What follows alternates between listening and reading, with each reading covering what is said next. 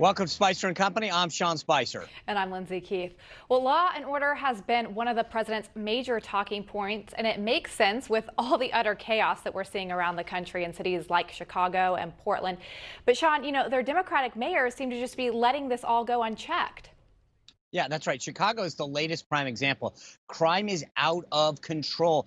15 people, Lindsay, were hurt in a shootout outside a funeral home. I mean, talk about irony there.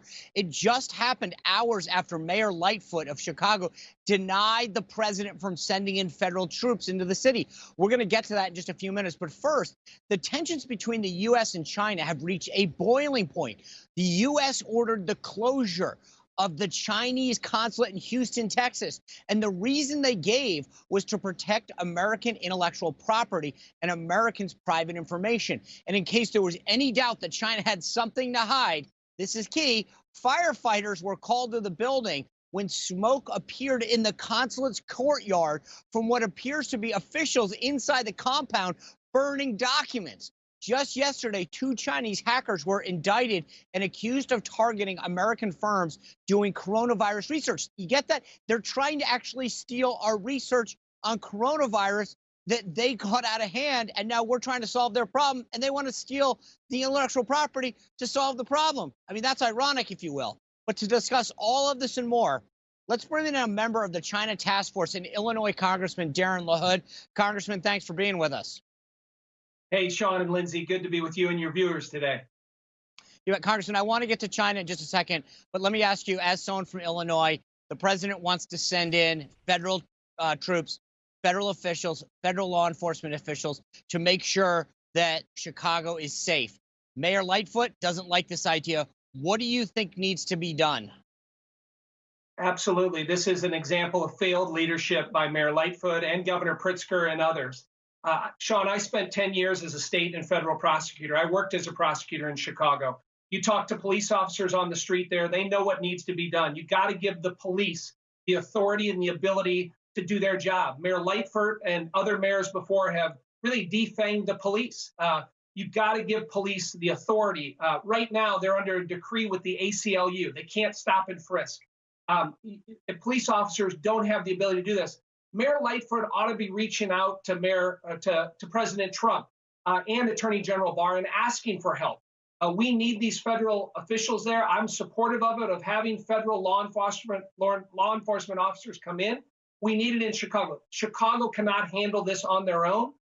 And secondarily, Sean, the people need it there. It's ridiculous. When you see these statistics, you'd think we're listening to statistics from Venezuela or Baghdad. This is Chicago, and it has to stop.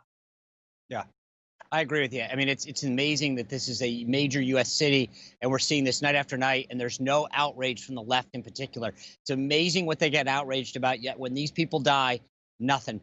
Congressman, let me switch gears to China because I know that you've been out front on a leader and holding China accountable. Last night, we shut down the Houston consulate. That's a big, big deal. Was it the right move? And are you concerned about tensions being escalated?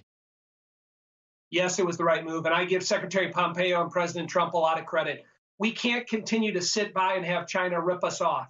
And this was a message sent across the bow to China in shutting down their consulate in Houston. But also remember, Houston is an area where we have strong aerospace technology. We have a strong energy space there. We have Laughlin Air Force Base, and China continues to engage in practices, whether it's espionage, whether it's stealing our intellectual property. It has to stop. And so, again, the State Department did the right thing. We have to change the behavior of China. I do serve on the China Task Force. And what we've been tasked with is how do we improve the competitiveness of the United States? That means on the economic front. It means on the supply chain front. It means on the national security front. We can't continue to let China engage in the behavior they have. And so if you look at the speeches that Attorney General Barr has given, Director Wray has given, Secretary Pompeo is going to give tomorrow, we have to take action. And this is, again, a first step in doing that. China's been ripping us off for 25 years, Sean, and totally administrations in the past.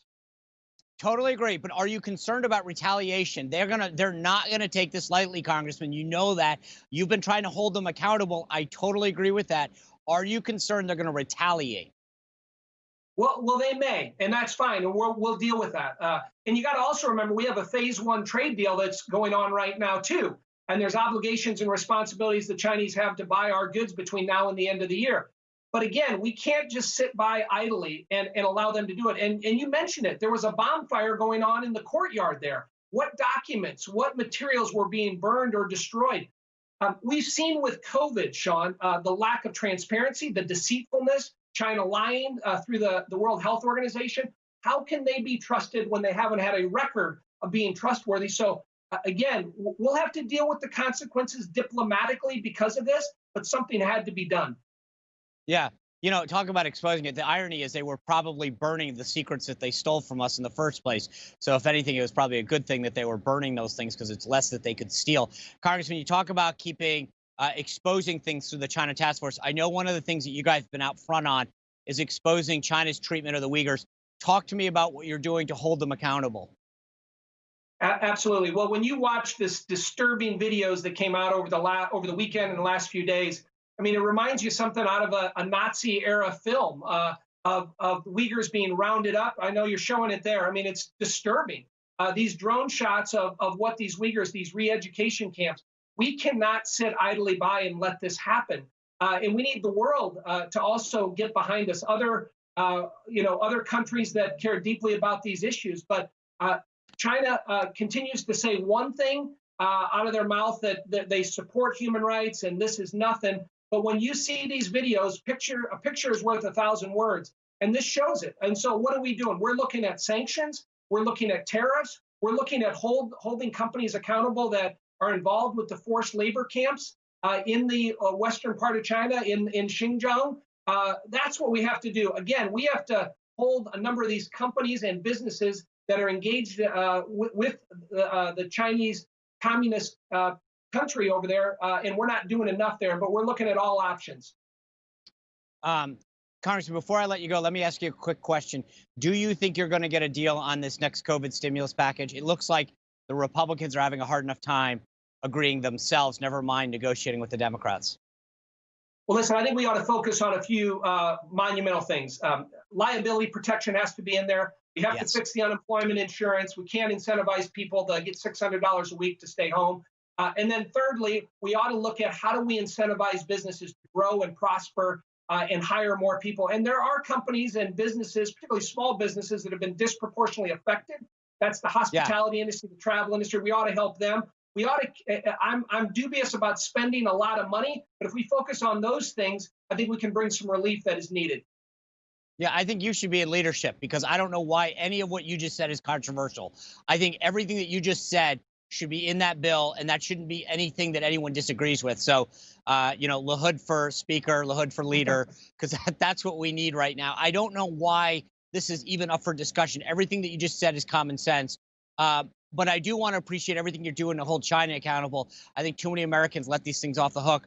I look forward to having you back and getting an update to hear what the task force is doing to make sure that we stop China. Sounds great, Sean. Thanks for having me on. Take care. All right. Appreciate that. Still to come. Remember the couple that we talked about yesterday, the prosecuted couple who defended themselves against protesters on their own property? It continues. It continues. The prosecution continues. Alan Dershowitz is here to weigh in on the legal drama.